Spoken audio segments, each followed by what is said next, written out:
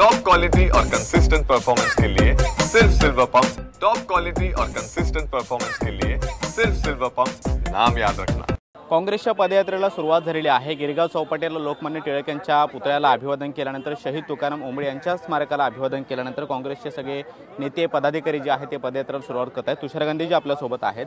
आज पदयात्रा सुद्धा काढली जाते आणि ऑगस्ट क्रांती मैदानामध्ये सुद्धा तुम्ही जाणार आहात। आजच्या कार्यक्रमाचं स्वरूप नेमकं काय आणि कुठल्या आठवणी जागवत आहे? हे आपल्या स्वातंत्र्यता संग्रामाची एक स्वर्णिम दिवस आहे, ज्याचे आम्ही सोहळा करतो आणि पूर्ण स्वतंत्रता संग्रामाचा जो इतिहास आहे आणि त्याच्यात महाराष्ट्राचा जो एक सहयोग आहे ते उजागर करण्यासाठी बाळ गंगाधर लोकमान्य टिळकांच्या प्रतिमेपासून ऑगस्ट क्रांती मैदानपर्यंत जातोय आणि स्वतंत्र संग्रामाचा इतिहास जो बाळ गंगाधर टिळकांपासून सुरू झाला आणि ऑगस्ट क्रांतीमध्ये समाप्त होऊन राहिला, तिथे ते पूर्ण इतिहास परत नागरिकांच्या यादीत ताजा करण्यासाठी आणि आज त्याची जी महत्त्वता आहे ते त्यांना जाणीव करण्यासाठी हे आम्ही दरवर्षी करतो।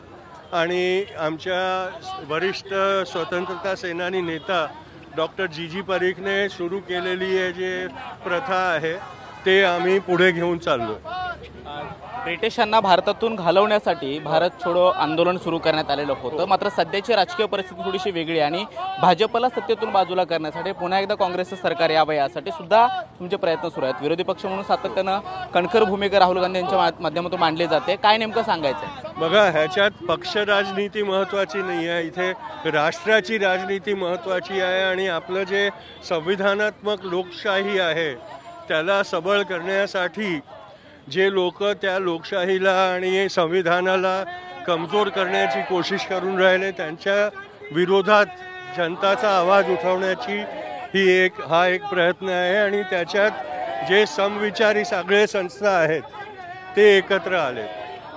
काँग्रेसच्या पदयात्रेला सुरुवात झालेली आहे। पाठीमागून आपण पाहतो की काँग्रेसचे प्रदेशाध्यक्ष हर्षवर्धन सपकाळ जे आहेत, त्याचबरोबर तुषार गांधी जे आहेत, अतुल लोंढे सुद्धा या पदयात्रेमध्ये सहभागी झालेले आहेत। लोंढे साहेब, आपण पाहतो की राहुल गांधींनी निवडणूक आयोगावरती एक जे काही आरोप करण्यासाठी वेगवेगळ्या पुराव्यांचा दाखला घेऊन आरोप केलेले होते, मात्र ते सगळे आरोप खोटे आहेत असा दावा भाजपच्या म्हणजे वेगवेगळ्या सत्ताधारी पक्षाच्या नेत्यांकडून सातत्याने केला जातोय।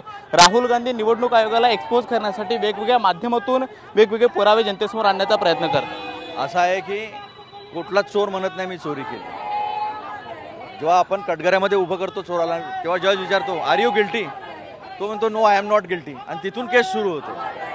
आता एवढं त्यांच्याच कागदांवर त्यांच्याच पुराव्यानिशी त्यांची चोरी पकडल्या गेलेली आहे, आता ती केस जनतेच्या कोर्टात सुरू होईल आणि त्या भीतीपोटी एक पण प्रेस कॉन्फरन्स घेता आली नाही।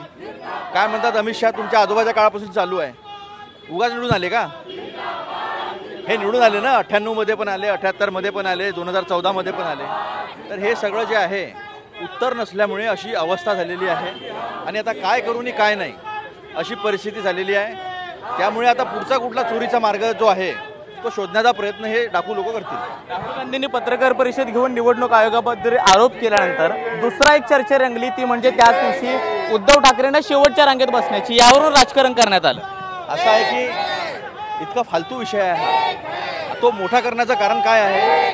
कारण एवढंच आहे की राहुल गांधींनी जी पोलखोल केलेली आहे, जे नागडं सत्य जनतेसमोर मांडलं आहे जगासमोर, त्याच्यापासून वाचण्यासाठी हे डायव्हर्शनरी टॅक्टिक्स आहे, दुसरं तिसरं काही नाही आहे। महत्त्वाची गोष्ट अशी आहे, जर मराठी माणसाचा अपमान झाला असेल किंवा बाळासाहेबांचा अपमान झाला असेल तर तो खऱ्या अर्थाने अपमान झाला जेव्हा 50 खोके एकदम ओके झाला।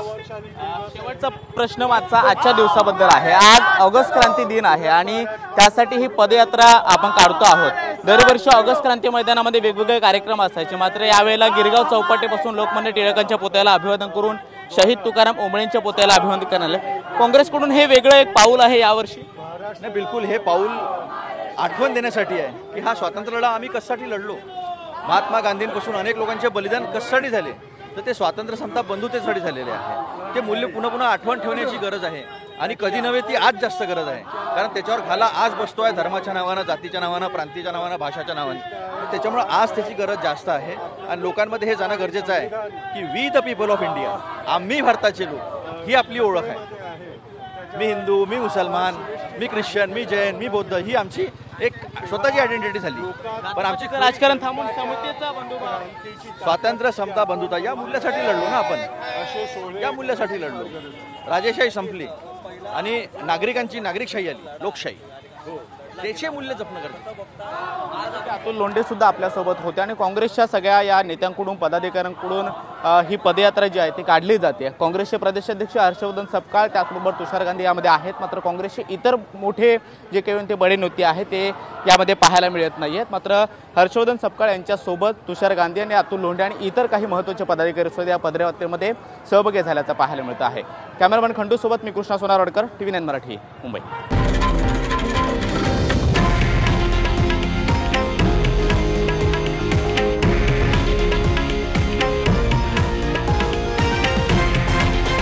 हे आहे देशातील नंबर 1 न्यूज नेटवर्क आणि आपण पाहत आहात TV9 मराठी, एकमेव.